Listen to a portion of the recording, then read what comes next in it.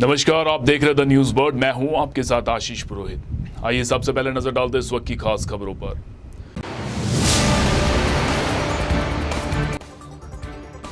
देश के 244 जिलों में आज एक साथ होगी मॉक ड्रिल। जोधपुर में भी मॉक ड्रिल को लेकर तैयारियां पूरी हुई।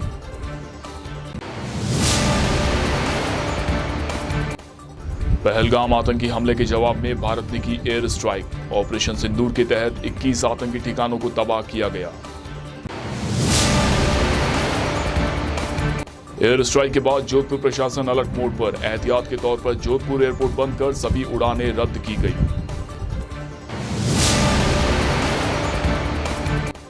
पाकिस्तान पर एयर स्ट्राइक के बाद शहर में छाई खुशी की लहर। अधिवक्ताओं ने पटाखे छोड़ खुशी जताई।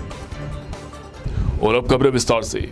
राज्य सरकार के निर्देश अनुसार व मुख्य सचिव राजस्थान सरकार जयपुर द्वारा आयोजित वीडियो कॉन्फ्रेंस के निर्देशों की पालना में बुधवार शाम को नागरिक सुरक्षा विभाग सिविल डिफेंस द्वारा मॉक ड्रिल का आयोजन किया जाएगा। इस मॉक ड्रिल का प्रमुख उद्देश्य आमजन को आपातकालीन परिस्थितियों में बचाव के तरीकों से जागरूक करना है और उन्हें प्रशिक्षित करना है। इस दौरान 2 चरणों में अभ्यास किया जाएगा, जिसमें प्रथम चरण में सायरन बजने के बाद आपात स्थिति से प्रभावित आमजन को सुरक्षित बाहर निकाला जाएगा।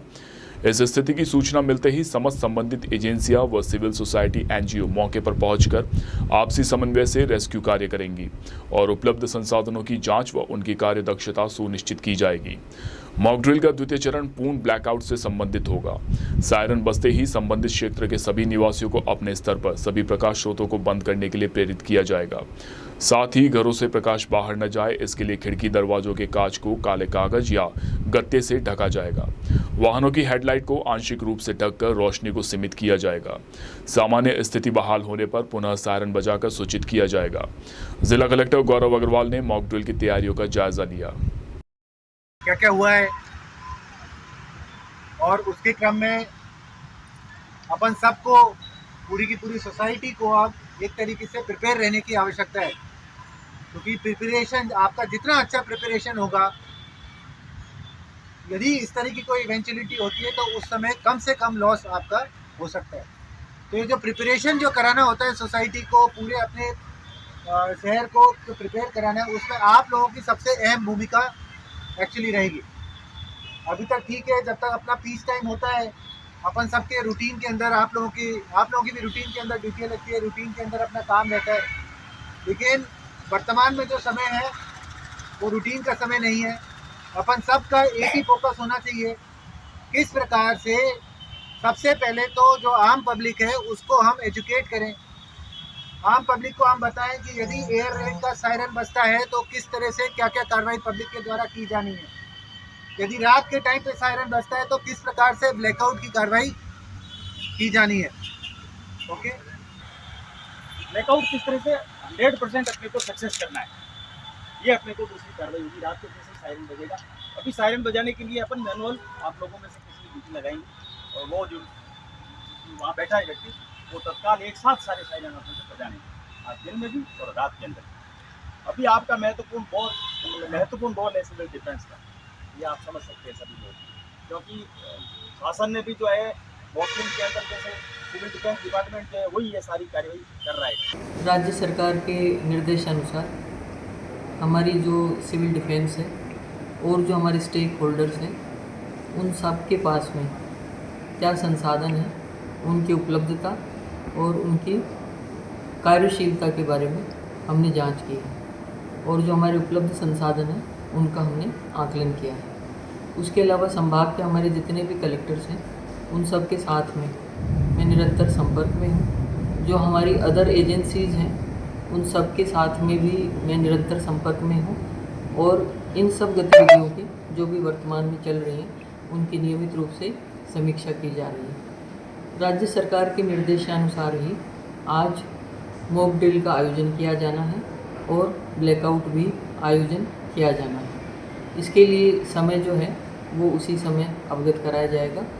मेरी आप सब के माध्यम से हमारे संभाग के समस्त निवासियों से, समस्त नागरिकों से ये अपील है कि जो मॉक ड्रिल का आयोजन है और जो ब्लैकआउट का आयोजन है उस दौरान किसी भी तरह से पैनिक होने की आवश्यकता नहीं है। ये सब चीज़ें हमारी किसी पूर्व तैयारी का हिस्सा हैं और इन सब चीज़ों से हमें किस प्रकार से निपटना है, किस प्रकार से हमें इस दौरान चीज़ों को हैंडल करना है, ये सब तैयारियों का जायज़ा लेने के लिए ये चीज़ें आयोजित की जा रही हैं। मॉक ड्रिल का समय और ब्लैकआउट का समय राज्य सरकार द्वारा निर्धारित किया गया है।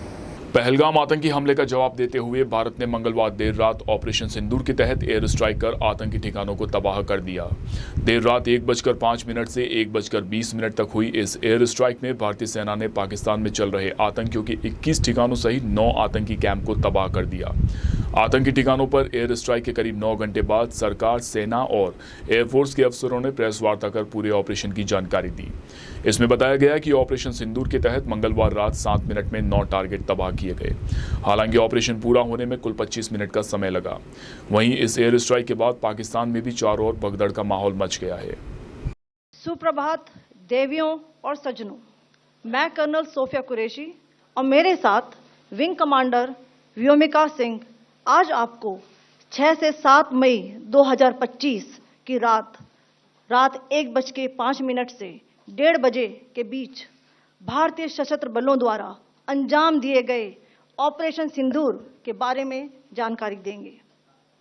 ऑपरेशन सिंदूर 22 अप्रैल को पहलगाम में हुए विभत्स आतंकवादी हमले के शिकार मासूम नागरिकों व उनके परिवारों को न्याय देने के लिए लॉन्च किया गया था। इस कार्रवाई में 9 टेररिस्ट कैंप्स को टारगेट किया गया और पूरी तरह से इसे बर्बाद किया गया।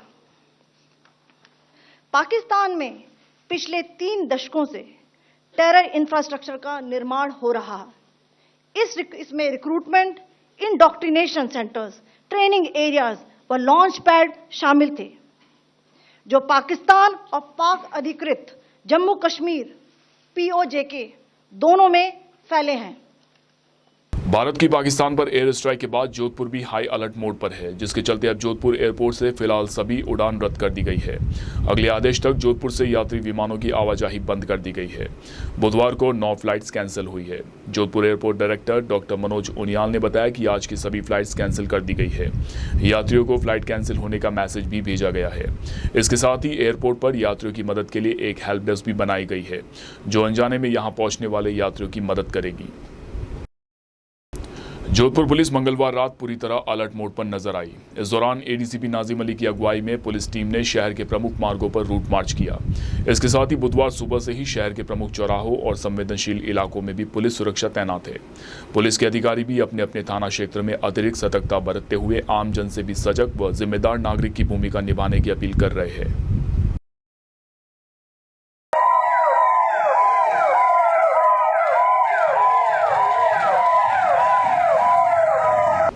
भारतीय सेना के ऑपरेशन सिंदूर के बाद आमजन की प्रतिक्रिया के साथ साथ पूर्व सैनिकों ने भी खुशी जताई है। भारतीय सेना में मेजर जनरल के रूप में सेवाएं देने वाले सेवानिवृत्त नरपत सिंह राजपुरोहित ने ऑपरेशन सिंदूर को लेकर अपनी प्रतिक्रिया व्यक्त करते हुए कहा कि पहलगाम में हुए आतंकी हमले के जवाब में भारत ने पाकिस्तान में घुसकर आतंकियों को मार गिराया, जो कि सभी देशवासियों के लिए गर्व की अनुभूति है। उन्होंने बताया कि ऑपरेशन सिंदूर के तहत भारतीय सेना ने आतंकियों के ठिकानों को तबाह कर दिया है, जिसमें कई महत्वपूर्ण ठिकाने और ट्रेनिंग सेंटर भी शामिल थे। नरपत सिंह ने बताया कि भारत ने आतंकियों के ट्रेनिंग सेंटरों को निशाना बनाते हुए पूरी परिपक्वता के साथ जवाबी कार्यवाही की है। जैसा आप सब लोगों को मैं कहना चाहूँगा कि मेरा 40 साल का एक्सपीरियंस है और रहिए तो प्लानिंग में रहे। अभी क्या है कि अपना जो उद्देश्य आज सुबह भी आपसे, हम आतंकवाद को ख़त्म करना चाहते हैं, हम आतंकवादियों का जड़ से मिटाना चाहते हैं। हमें उस हिसाब से देखते हुए जो पूरे, मैं 3 बार मैं भी कश्मीर में रहा हूँ, जो इनके ठिकाने थे सर, छोटे मोटे, पिछली बार हमने एक जगह किया था बल, इस बार पूरी तहकीकात, पूरी इंटेलिजेंस सब लेके इनके आगे वाले, चाहे भावलपुर और पीछे जो है उनको ले लो आप, ऐसा होके गया कि वो बिल्कुल शौक में आ गया पाकिस्तान। उन्होंने कभी सोचा नहीं था कि एक साथ इनके बड़े हेडक्वार्टर्स वगैरह अभी आपको धीरे धीरे खुलेगी। आज सुबह की अगर आपने देखा हो जो प्रेस कॉन्फ्रेंस थी आर्मी एयरफोर्स की, और इसके रिजल्ट वो तो अफवाहें फैलाएगा सर, अब वो पुराने 2 दिखा, ये बहुत तगड़ा जवाब है। मेरा विश्वास है कि इस तरह से लगने के बाद इनकी हिम्मत अब मेरे हिसाब से नहीं होगी कि ये वापस हिंदुस्तान पे इस तरह से कायराना हमला जो हमारा हुआ और हमारे जो निर्दोष लोगों को इन्होंने मारा है, उसका आपने पूछा सवाल का ये जवाब है। और मेरा एनालिसिस है कि उसकी हिम्मत नहीं है कि वापस हमारे देश पे ये इस तरह का हमला करने की कोशिश करेगा, क्योंकि जवाब जो है वो बढ़ता जा रहा है।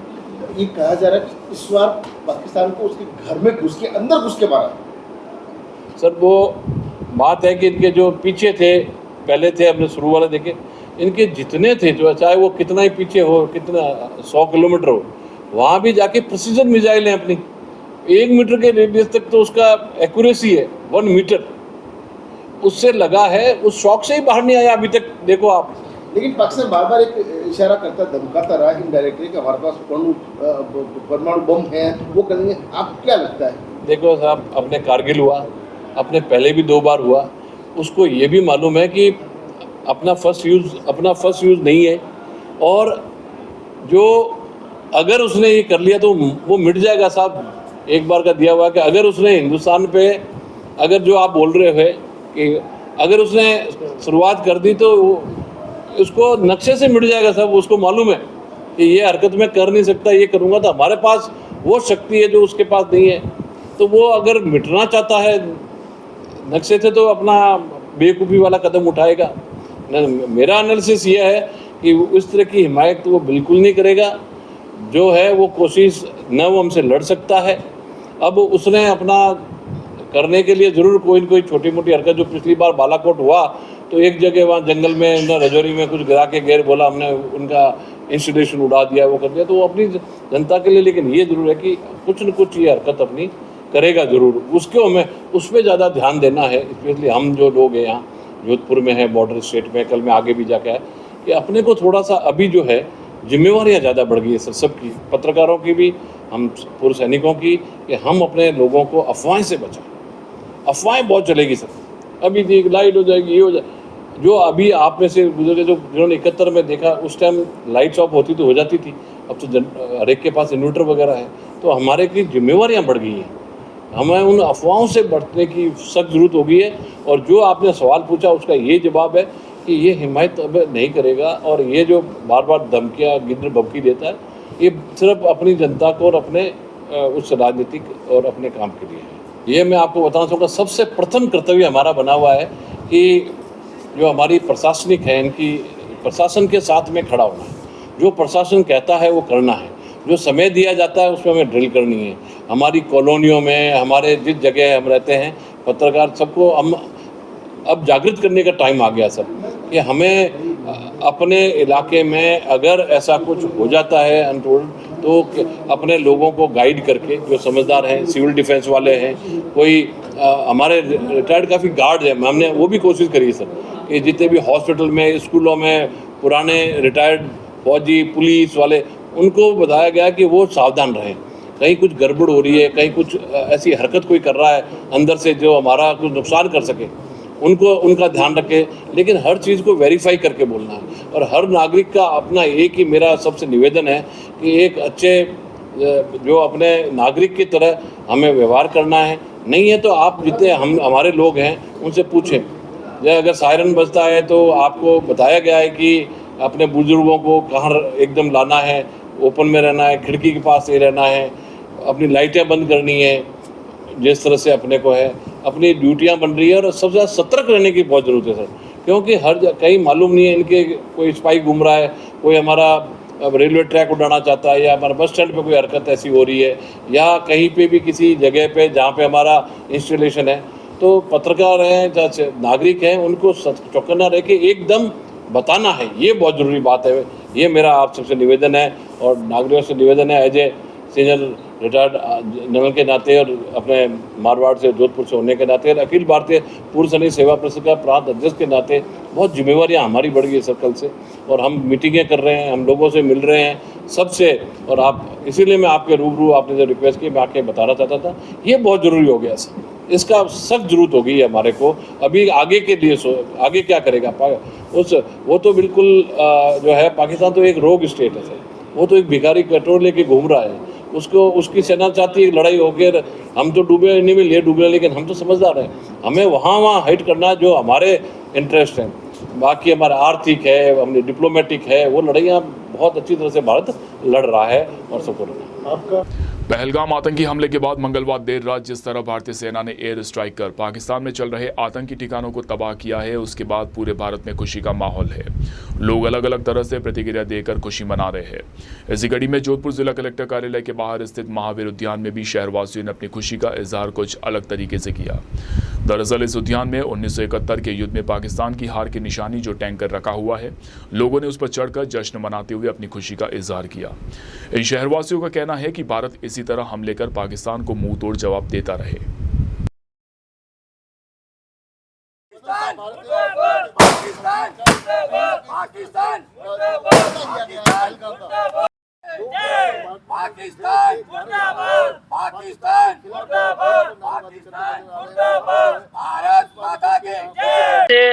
आतंकवादी जो भी शुरू से तैयार होते हैं उनको ट्रेनिंग वगैरह दी जाती है, ज्यादातर पीओ में दी जाती है, ठीक है ना। वो वापस ले लेना चाहिए। जब वो वापस लेंगे तो पूरी की पूरी बॉर्डर हम जो है सील कर सकते हैं, अपनी पूरी बॉर्डर पे अपने सिक्योरिटी लगा सकते हैं। जब तक पीओ के अपने अंडर में नहीं है तब तक हम पूरी बॉर्डर पे सिक्योरिटी पे मतलब सुरक्षा करना भी हमको थोड़ा परेशानी होती है। अगर पीओ के हमारा वापस हो जाए, ठीक है, तो पूरा का पूरा कश्मीर हमारा होगा। उसके बाद में अब आतंकवादी पाकिस्तान से न कोई आ पाएगा और न पीओ का में और कोई गतिविधियां होगी तो आतंकवादी आए नहीं। पहलगाम हमले के बाद भारत और पाकिस्तान में लगातार तल्खियां बढ़ती जा रही है। प्रधानमंत्री नरेंद्र मोदी द्वारा सिंधु समझौता रद्द करने और पाकिस्तान द्वारा युद्ध की गीदड़ बपकी देने के बाद गृह मंत्रालय ने कई राज्यों को युद्ध के दौरान होने वाले हालातों को लेकर मॉक ड्रिल करने के आदेश दिए हैं, जिसके चलते आज शाम देश भर के कई राज्यों में यह मॉक ड्रिल आयोजित की जाएगी। नागरिकों को युद्ध के दौरान किस तरह से व्यवहार करना है, इसका प्रशिक्षण दिया जाएगा। वहीं दूसरी ओर देश के पूर्व सैनिकों में गजब का उत्साह दिखाई दे रहा है। युद्ध के हालातों में पूर्व सैनिक एक बार फिर युद्ध मैदान में अपनी सेवाएं देने के लिए लालायित नजर आ रहे हैं। वर्ष 1965 और 1971 में हुए भारत पाकिस्तान युद्ध में भाग ले चुके जोराराम बिश्नोई भी एक बार फिर युद्ध के मैदान में सेवा देने की बात कर रहे हैं। जोराराम बिश्नोई युद्ध के दौरान सेना को टैंकर और रसद पहुंचाने का काम करते थे। यह वही जोराराम बिश्नोई है जिन्होंने 1971 के युद्ध में युद्ध के दौरान अपने टैंक और गाड़ियां छोड़कर भाग गई पाकिस्तानी फौज के टैंकर को जोधपुर पहुंचाया था। टैंक तो मतलब ये पाकिस्तान वाला टैंक ना, ये टैंक तो जल गए थे, तो फिर वहाँ से हमारी गाड़ी ऊपर हमारी गाड़ियों पर लोड कर दिया, रेलवे स्टेशन उतार दिए, सब टैंक रेलवे स्टेशन छोड़ दिए। ये 2 टैंक बचे थे, एक तो स्टार्ट हालत में, एक जला हुआ। दोनों टैंक हम जोधपुर ला के छोड़ा, एक यहाँ पुल के पास छोड़ दिया और एक आर्मी हेडक्वार्टर में अभी भी पड़ा है। युद्ध के क्या हालात थे साहब? 65 और 71 दोनों युद्ध देखे आपने? हाँ, दोनों ही देखे, बिल्कुल देखे, बिल्कुल आंखों से देखे। ऐसी बात नहीं है, युद्ध में भाग लिया, ड्यूटियां करी। हमारा ड्यूटी क्या है कि मैं आर्मी सर्विस कोर का हूँ ना, एससी का। हमारी काम है सप्लाई करना, चाहे टैंक सप्लाई करो चाहे राशन करो। मैं टैंक वाली यूनिट में था, टैंक ट्रांसपोर्ट का ड्राइवर था, टैंक छोड़ना लाना, और हमारा काम यही था। टैंक को ARV से लोड करते थे, जले हुए को हमारी गाड़ी से यहाँ ला करके उतार देते। ये हमारी ड्यूटी थी। 71 के युद्ध में क्या हालात थे? किस तरह से जो 2 टैंक आप जोधपुर लेके आए? लाए थे तो वो तो हमको ऑर्डर मिला कि ये टैंक जोधपुर छोड़ने नमूने के लिए कि भारत जीत के लाए। तो ये हमारा वो जिंदा टैंक, उसका आगे तो लिखा हुआ जीत के लाया हुआ, और ये जला हुआ, इसके ऊपर लिखा कुछ नहीं, ये सब जल गया। और इसमें 2 स्टार मिले मेरे को सूबेदारी के। वो आदमी मतलब लगभग हो सकता है उसमें कोई मरा है। साहब ये जो अब पाकिस्तान एक बार फिर हमले की बात करता है, फिर युद्ध की बात, तो वो तो मुंह तोड़ जवाब देंगे हम। इसमें क्या है, आर्मी वही है, इंडियन आर्मी मेरे से कम थोड़ा ही, सब 17 का है, बहुत होशियार है। तो बहुत आसान है। पहले तो हमारे टाइम में तो सब हार्ड वर्क था, अभी तो बहुत आसान है। हमारे ये टैंक वाले बोलते हैं कि हाथ से गोले अंदर करते थे, अभी तो ऑटोमेटिक है। एक टैंक फायर हुआ, दूसरा घुस गया, वो हो गया, ऑटोमेटिक सिस्टम हो गया। सब राइफल है ऑटोमेटिक। 3 नॉट 3 चलाते थे तो कंधे दर्द करते थे। अभी आर्मी के अंदर तो बहुत सुविधा हो गई है, हमारे इंडियन आर्मी के अंदर तो बहुत ही आसान काम हो गया है। जवान भी है तो बहुत ही, कोई हिंदुस्तान के आदमी को कम थोड़े ही, मेरे से कम थोड़े ही वो। जोराराम जी, अगर आपको फिर युद्ध लड़ना पड़ा तो? बिल्कुल, मैं तो तैयार खड़ा हूँ। आप चिंता क्यों करते हो? हौसला रखता हूँ, 81 साल का हूँ, लेकिन मैं बिल्कुल रेडी हूँ। ऐसी बात नहीं है, बुढ़ा जरूर हूँ लेकिन हौसला वही है मेरे। ठीक है। यहाँ वक्त तो चला एक छोटे से ब्रेक का। ब्रेक के बाद भी खबरों का सिलसिला जारी रहेगा। आप बने रहिए द न्यूज़ बर्ड के साथ।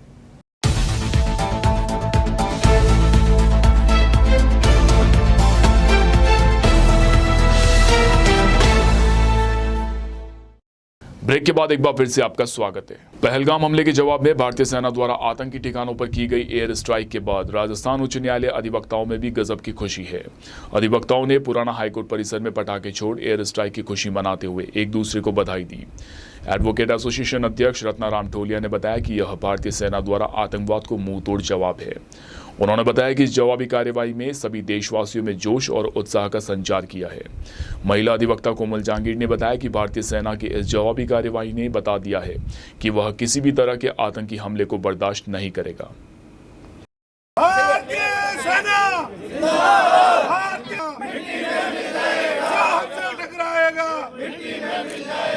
जो रात को भारतीय द्वारा जो करार जवाब दिया गया उससे आज पूरा भारत बहुत ही उत्साहित है।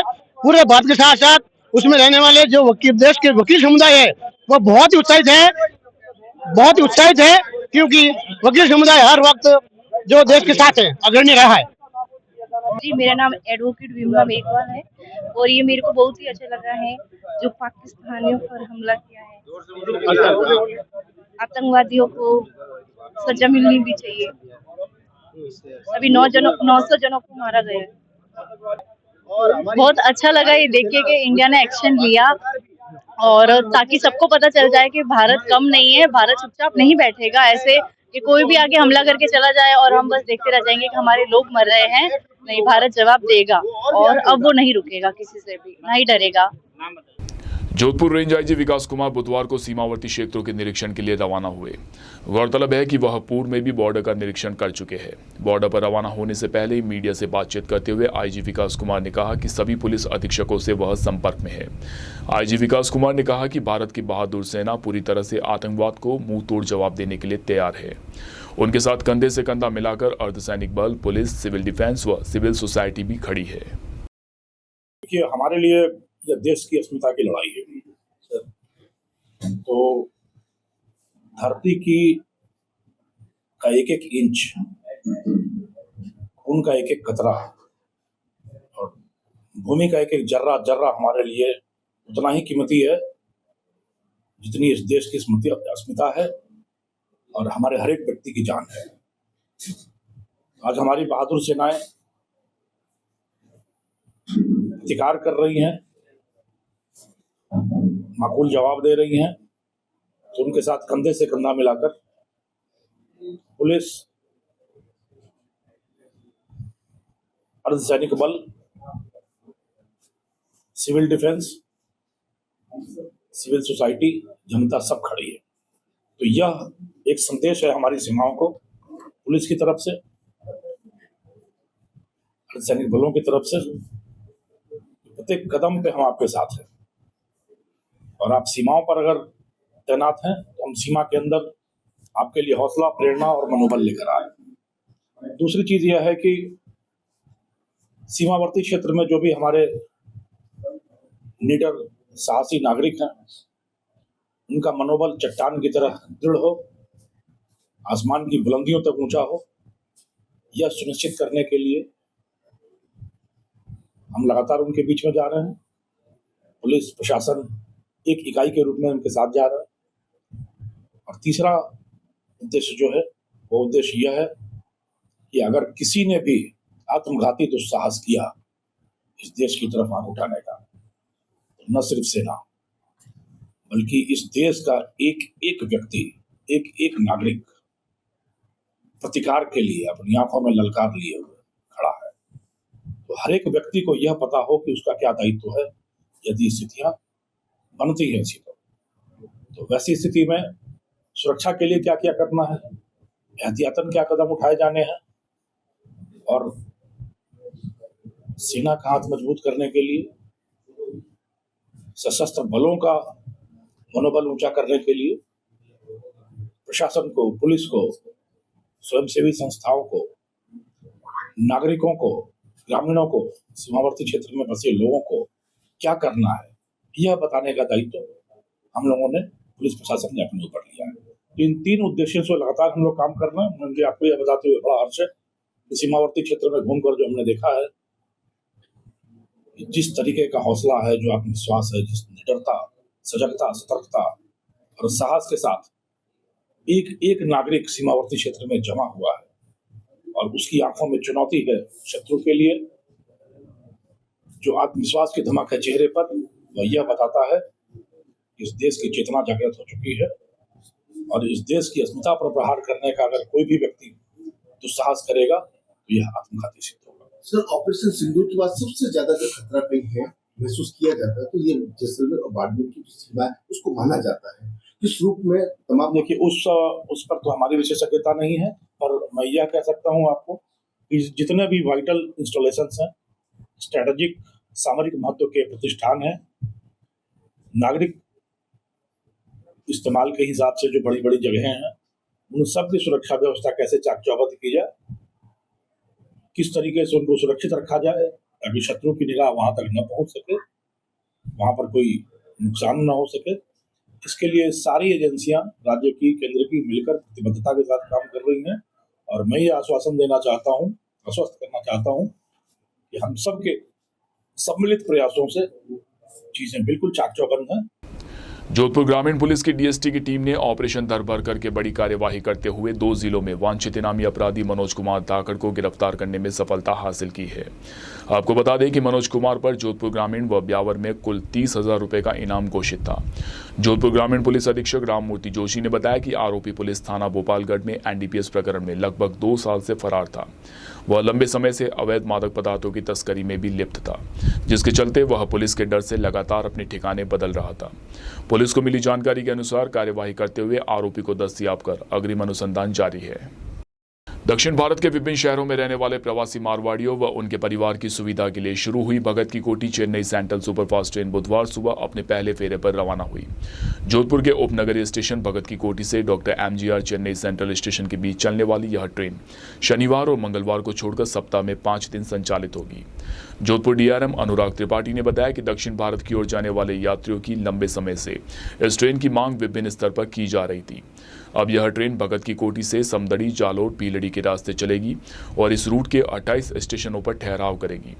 यह train 20-626 Bhagat Ki Kothi doctor MGR Chennai central superfast Bhagat Ki Kothi station से सुबह 5:30 बजे रवाना हुई, जो अगले दिन देर रात 11:15 बजे doctor MGR Chennai central station पहुंचेगी। वाइल्ड लाइफ क्राइम ब्यूरो व वन विभाग वन्य जीव प्रभार की टीमों ने मंगलवार देर रात तक शहर में कई जगह छापेमारी कर वन्य जीवों से जुड़ी सामग्री बरामद की है। वन विभाग अधिकारी वेंकटेश ने जानकारी देते हुए बताया कि सूचना मिली थी कि अवैध रूप से वन्य जीवों की ऑनलाइन ट्रेडिंग की जा रही है, जिसके बाद कई जगहों पर छापे मारे गए। इसी दौरान एक फैक्ट्री की तलाशी ली गई, जहां बोतल में मृत सांप व अन्य वन्य जीव भी पाए गए, जिसके चलते एक आरोपी को डिटेन कर कोर्ट में पेश किया जाएगा। मेरा नाम मैं वेंकटेश ACF जोधपुर वन विभाग से। कल हमको एक सूचना मिली थी WCCB से, ये एक ऑनलाइन ट्रेडिंग चल रहा है हाथा जोड़ी का, उसका डिजिटल एविडेंस भी भेजा था हमको। वो हम उसके आधार से हम मौके पे गए और फैक्ट्री को सर्च किए और उस फैक्ट्री में जो एक बॉटल में 2 सांप मरता हुआ सांप दिखा था और उसको भी सीज किया और कुछ सी शेल्स भी दिखा था, उसको भी सीज किया और उसको आज हम डिटेन FIR काट के डिटेन कर रहे हैं और 24 आवर्स में कोर्ट में पेश करेंगे। और अब बात करते हैं मौसम की। सूर्यनगरी में बुधवार को एक बार फिर मौसम में परिवर्तन देखने को मिला। बुधवार दोपहर बाद आसमान में बादलों की तेज गर्जना के साथ आसमान में बादल छा गए और शहर के अधिकांश हिस्सों में तेज बारिश हुई। अचानक मौसम में आए इस बदलाव के चलते शहरवासियों को तेज धूप से राहत मिली। पश्चिमी विक्षोभ के चलते पिछले कई दिनों से शहर में लगातार बारिश और तेज हवाएं देखने को मिल रही है, लेकिन मंगलवार को पूरे दिन तेज धूप से तापमान बढ़ गया। वहीं बुधवार सुबह से ही गर्मी का पारा बढ़ा हुआ नजर आया, लेकिन दोपहर बाद मौसम सुहावना हो गया और शहर के अधिकांश हिस्सों में तेज बारिश होने के कारण तापमान में भी गिरावट आई। और आइए एक बार फिर से नजर डालते इस वक्त की खास खबरों पर।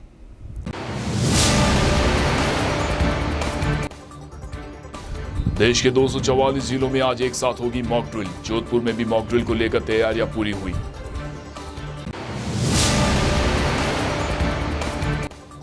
पहलगाम आतंकी हमले के जवाब में भारत ने की एयर स्ट्राइक। ऑपरेशन सिंदूर के तहत 21 आतंकी ठिकानों को तबाह किया गया। एयर स्ट्राइक के बाद जोधपुर प्रशासन अलर्ट मोड पर। एहतियात के तौर पर जोधपुर एयरपोर्ट बंद कर सभी उड़ानें रद्द की गई।